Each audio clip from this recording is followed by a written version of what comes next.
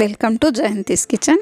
ನಾನಿವತ್ತು ಎಲ್ಲರ ಮನೆಗಳಲ್ಲೂ ನಾವು ಅಕ್ಕಿ ಕ್ಲೀನ್ ಮಾಡ್ಕೊಳ್ಳೋವಂಥ ಮರಗಳಿರುತ್ತಲ್ವ, ಅಂಥ ಮರಗಳು ತೂತಾದಾಗ ಅದನ್ನು ಸಾರಿಸ್ಕೊಳ್ಳೋದು ಹೇಗೆ ಅಂತ ನೋಡೋಣ. ಅದಕ್ಕೆ ನಾನು ಒಂದು ಬಟ್ಲು ತೊಗೊಂಡು 1-2 ಟೇಬಲ್ ಸ್ಪೂನಷ್ಟು ಮೆಂತ್ಯನ ನೆನೆಸ್ಕೊತಾ ಇದ್ದೀನಿ. ಅದ್ರ ಜೊತೆಗೆ ನ್ಯೂಸ್ ಪೇಪರ್ನ ಚಿಕ್ಕ ಚಿಕ್ಕ ಪೀಸಸ್ ಆಗಿ ಮಾಡ್ಕೊಂಡು ನಾನೊಂದು ದೊಡ್ಡ ಶೀಟಷ್ಟು ತೊಗೊಂಡಿದ್ದೀನಿ, ಒಂದು 3 ಶೀಟು. ಅದನ್ನು ಇದೇ ರೀತಿ ನೀರಿಗೆ ಹಾಕಿ ಮೆಂತ್ಯ ಜೊತೆಗೆ ನೆನೆಸ್ಕೋಬೇಕಾಗುತ್ತೆ. ಇದೆಲ್ಲ ಚೆನ್ನಾಗಿ ನೆಂದಿದೆ. ಈಗ ಆ ನೀರೆಲ್ಲ ಒಂದು ಸ್ವಲ್ಪ ಚೆಲ್ಬಿಟ್ಟು ಒಂದು ಸ್ವಲ್ಪ ಹಾಕಿ ಅದ್ರ ಜೊತೆಗೆ ಮಿಕ್ಸಿಗೆ ಹಾಕಿ ಚೆನ್ನಾಗಿ ನುಣ್ಣಗೆ ಪೇಸ್ಟ್ ಮಾಡ್ಕೊಬೇಕು ಇದನ್ನು. ಈಗ ಇದನ್ನೆಲ್ಲ ಮಿಕ್ಸಿ ಜಾರ್ಗೆ ಸೇರಿಸ್ಕೊಂಡಾಗಿದೆ. ಈಗ ಇದಕ್ಕೆ 1 ಟೇಬಲ್ ಸ್ಪೂನಷ್ಟು ಅರಿಶಿನ ಪುಡಿ ಸೇರಿಸ್ಕೊಬೇಕು.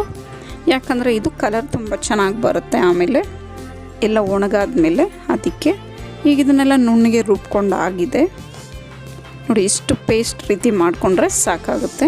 ಈಗ ಇದನ್ನೆಲ್ಲ ಒಂದು ಬಟ್ಲಿಗೆ ಸೇರಿಸ್ಕೊಳ್ಳೋಣ. ನೋಡಿ, ತುಂಬ ನುಣ್ಣಗೆ ಪೇಸ್ಟ್ ರೀತಿ ಆಗಿದೆ.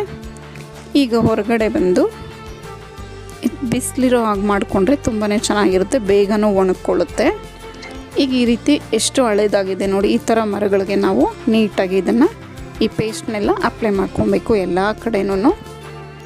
ಹಾಗೆಲ್ಲ ಮನೆಗಳ ಹತ್ರ ಬಂದು ಕೆಲವು ಕಡೆ ಮಾಡಿಕೊಡ್ತಾರೆ, ಸಾರಿಸ್ಕೊಡ್ತಾರೆ. ಈ ರೀತಿ ನಾವು ಅವ್ರಿಗೆ ಕಾಯ್ದಿರ ಈ ರೀತಿ ಮನೆಯಲ್ಲೇ ಬಿಸಿಲಿರೋ ಟೈಮಲ್ಲಿ ಮಾಡಿಕೊಂಡ್ರೆ 1 ಅವರ್ಗೆಲ್ಲ ಒಣಗೋಗುತ್ತೆ ಇದು.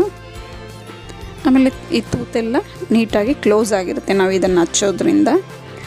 ಆಗಿನ ಕಾಲದಲ್ಲೆಲ್ಲ ಸಗಣಿಯಲ್ಲಿ ಹಚ್ತಾಯಿದ್ರು ಈ ರೀತಿ. ಈಗಲೂ ಹಳ್ಳಿಗಳ ಕಡೆ ಅದೇ ರೀತಿ ಮಾಡ್ತಾರೆ, ಆದರೆ ನಮ್ಮ ಸಿಟಿ ಕಡೆ ಎಲ್ಲ ಸಿಗಲ್ವಲ್ಲ, ಆದ್ದರಿಂದ ಈ ರೀತಿ ಮಾಡಿಕೊಂಡ್ರೆ ತುಂಬಾ ಚೆನ್ನಾಗಿರುತ್ತೆ.